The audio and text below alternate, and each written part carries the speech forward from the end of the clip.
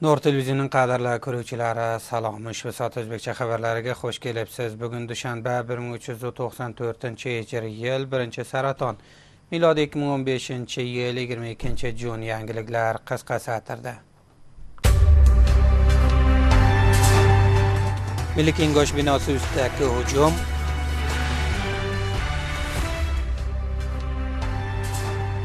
Kunduz viloyatining 2-ulug'vorligini ham Tolibon qo'liga tushgani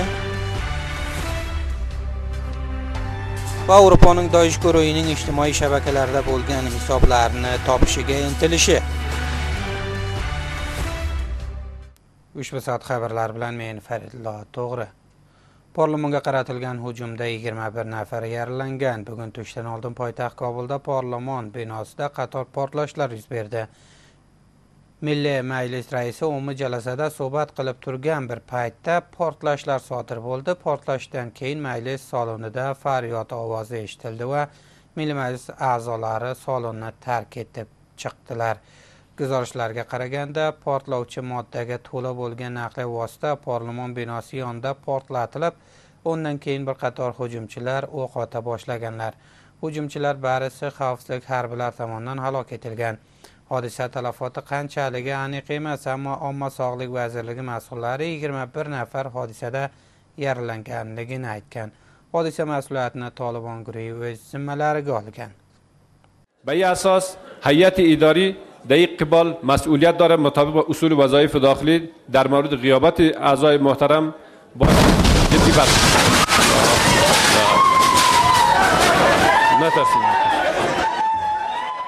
Xodkush hujum motorida joylashtirilgan portlovchi moddasi va shuningdek Namoyandlar Majlisi tomi ustiga roketning tushishi bilan majlisning barcha shisha hamda saqfi tushib ketgan.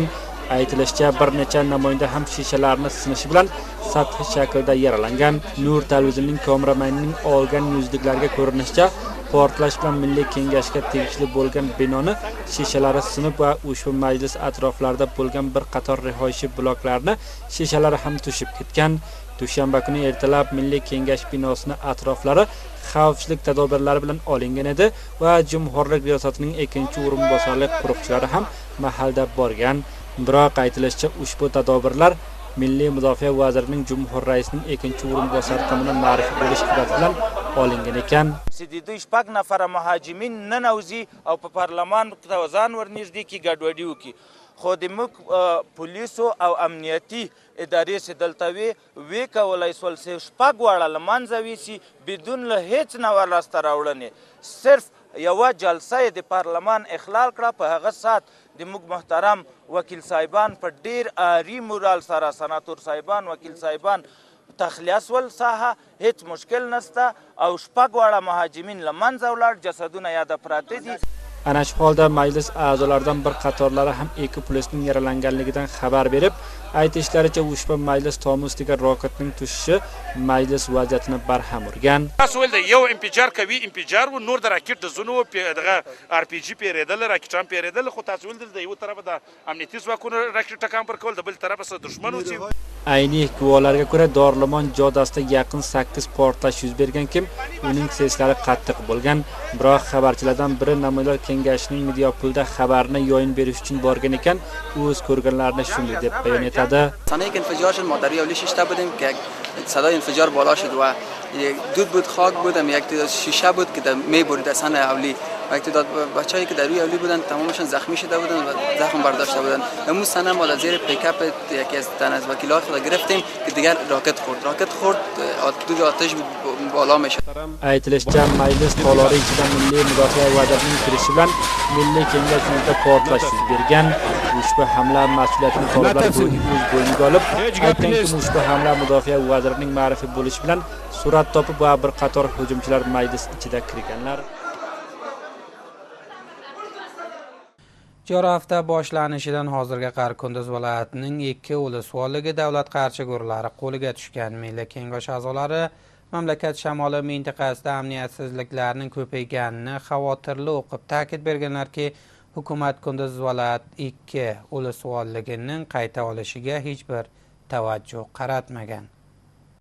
Havoning issiq bo'lishi bilan ulka shamolda tengsizliklar ko'paygan. Yangidan bo'lgan mavridlarda ushbu 2 kun ichida Kunduz viloyatining Ulusuvolligi Chihordara va Dashtarchi tumani xavfsizlik kuchlari idorasidan chiqib, davlat qarshi qurollarni ixtiyorida qaror topgan. Kunduz viloyati mahalliy rasmlarning videolariga aytishicha, ushbu viloyatda ko'pincha kuchlar etishib kelgan, biroq Dashtarchi va Chihordara Ulusuvolligining qaytadan olishlari uchun amaliyot boshlanmagan. Ushbu hodisa to'g'risida majlis a'zolari xavotirlik bildiradilar. فکر کردن نیست، واقعا وحشتناک و خطرناک است. من بعد مردم قندوز و مردم شمال نمیخواد که دیگه قربانی بده، بس از همین قدر ظلم و شکنجه. او د افغانستان د ملي نظامی ارګانونو ترڅنګ ولاړیو، د هغې د روحیې په خاطر موږ د هغې ترڅنګ یو. د دشترچي ولسوالي ډېر مخکې مخالفینو کولی شو چې سقوط ورته ورکړي، خو چون تکتیکي لحاظ باندې نه ورکو، او دا اوس هم په دې لحاظ چې د جنګ تقسیم کې دولت مصروف کې مختلفو ځایونو کې داسې یو کار وشو، خو تشویش د مرکز په اړه باندې نشته دی. مجاهدین صاحبان د قندوز خپله غیور ملت ته ولس په جریان کې دی، انشاءالله تشویش نشته د قندوز د مرکز په اړه باندې. Doish guruhining topilishi hamda ushbu guruhning o'lkada askar olishlari Namoyandlar kengashining boshqa xavotirliklaridan bo'lgan kim Namoyandlar kengashi a'zolari Doish guruhining chet elliklar tarbiyasi bo'lganligini aytadi. Hukumat ichida bo'lgan bir qator halokatlarni ushbu guruhlarning orqadoshlik qilish uchun qoralaydilar. متاسفانه عملیات شبانه فعلا توقف است. تمام برنامه‌ای که عملیات‌های خاص باید کنه همه توقف است. من نمیدونم که حکومت چی برنامه داره در قبال امنیت افغانستان. از اونا سوال کردم که نمی جنگ داعش را در افغانستان کی رهبری میکنه؟ این خو یک پروژه است. وزیر صاحب داخله همینجا گفتن که به مصلحت نیست که ما بگیم. آن جمع کو مصلحت را. به والله که پروژه است جناب رئیس محترم. باز همین پروژه مدتش یک چند وقت تیر شد، دوباره تمدید شد. سر این اگر شما غور عمیق نکنین، به مداهنت بروین، به مساهلت بروین، افغانستان را به برباد میتین. Anash holda o'lchijirga a'zolari o'lka shamolda tengsizliklarni ko'payishdan xavotirlik bildirib, ushbu Namoyandlar kengashi ham hujumchilar taqosiga qaror topgan. Natafsin. Ayni holda davlat qarshigurlari Taxor viloyatining Xo'jag'or tumani ustida ham keng amaliyotning boshlagan. Xo'jag'or tumani hokimi itlooti tarmoqlar bilan bo'lgan suhbatda ushbu matlabining aytishi bilan ortiqlaganki, xavfsizlik harbiylar va davlat qarshigurlari baynida ushbu ulusuvollikning puli-mo'min sohasida jiddiy urushlar davomi bor. Xo'jag'or tumani hokimiga ko'ra, puli-mo'min Kunduz viloyatining Dashtarchi tumani va Xo'jag'or tumani o'rtasida o'rin olgan. U uqtirish berganki, agar markaziy hukumat tezlik bilan ushbu tuman vaziyatiga tavajjuh qaratmasa, ushbu ulusuvollikning ham Tolibon qo'liga suqut qilishi mumkin. Iqtisod vaziri aytganki, mamlakat aholisidan 36% eng qashshoqlikda hayot kechirmoqda. Iqtisod vaziri aytganki, ushbu vazirlik nazarda olgan aholiga ish zaminasining yaratish uchun niyozmand bo'lgan viloyatlarga 600 projening manzur qilsa. Iqtisod vaziri shuningdek ortiqlaganki, qariyb 2000 NGO o'stirish projelar bo'limida faoliyat olib bormoqda ekanlar. Ammo ushbu NGOlar faoliyatlari ta'sirli emas ekan. Vazirlarning 100 kunlik barnomalarini bayon etish davomida dushanba kuni iqtisod vaziri o'z barnomasini bayon etdi. Iqtisod vaziri so'nggi 14 yil ichida iqtisodiy projelarning amaliy bo'lishidan tanqid qilib aytishicha, dunyo jamoatchiligining iqtisodiy yordamchiliklari bilan yana ham o'lkaning 36% ulusi qashshoqliklar bilan kun kechiradi. که چرا با وجود 14 سال سرمایه‌های بزرگ به افغانستان سرازیر شد، پروژه های بسیار بزرگ در بخش ملکی و نظامی عملی شد، اما در خط فقر که 36% نفوس افغانستان هنوزم زیر خط فقر است، چرا تغییر نامد؟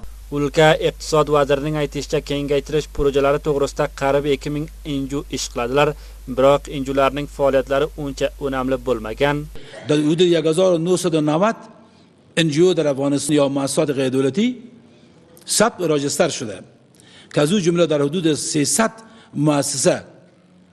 مؤسسات خارجی است، باقیش مؤسسات افغانی است و وزارت اقتصاد تصمیم داره تا با تمام این مؤسسات همکاری نزدیک داشته باشه و مصارف اونا را در یک شفافیت و در مطابقت با مصالح اقتصادی کشور تنظیم بکنه.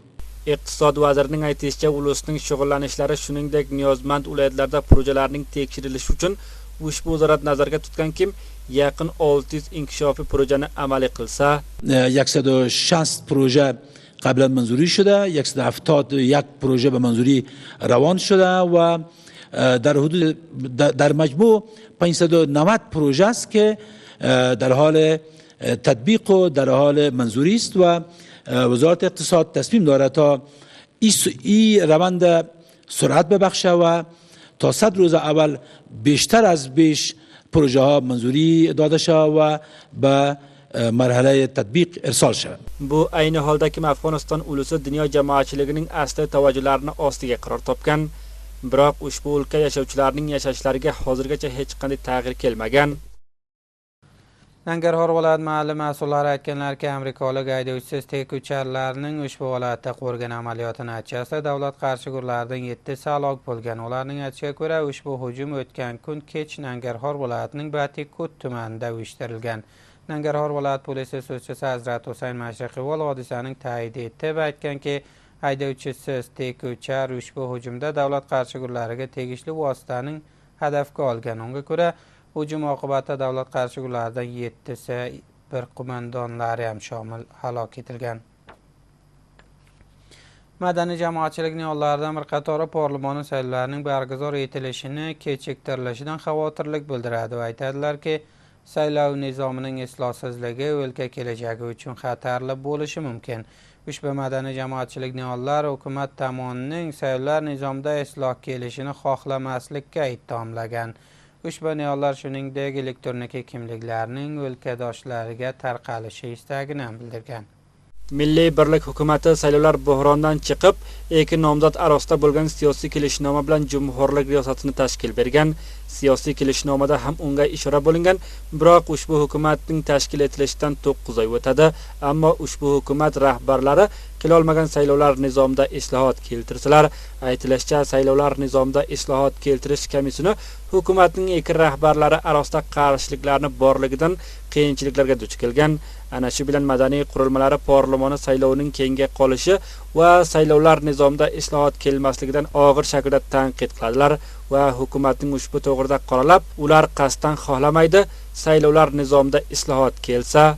کمیسیون اصلاح نظام انتخاباتی که مبتنی بر توافقنامه سیاسی باید بیدرنگ بعد از به وجود آمدن حکومت وحدت ملی شکل می گرفت، او کار هم صورت نگرفت و اگر به شکل نمادین تشکیل شد فرمان آغاز کارش صادر نشد. Saylovlarda qulobkorliklar oldini olish uchun ulka shahar yashovchilariga elektronik tazkirani tavsiya bo'linishini ahamiyatli bo'lganligini aytganlar, biroq hukumat belli dalillar bilan istamaydi ulka shahar yashovchilariga ushbu tazkira tavsiya bo'lsa, ana shu holda ushbu madaniy qurilmalari ulka shahar yashovchilariga tezlik bilan elektronik tazkirani tavsiya bo'linishini istaydilar.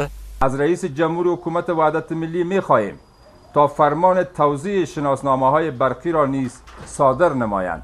Ana shu holda madaniy jamoatchilik qurilma a'zolari e'tirozli shaklda qonun, saylov va mashruiyat tobutlarini namoyish shaklida o'zlari bilan intiqol berib, hukumatning ko'pincha mavoridlarda asosiy qonunni nasx qilish uchun qoralaydilar.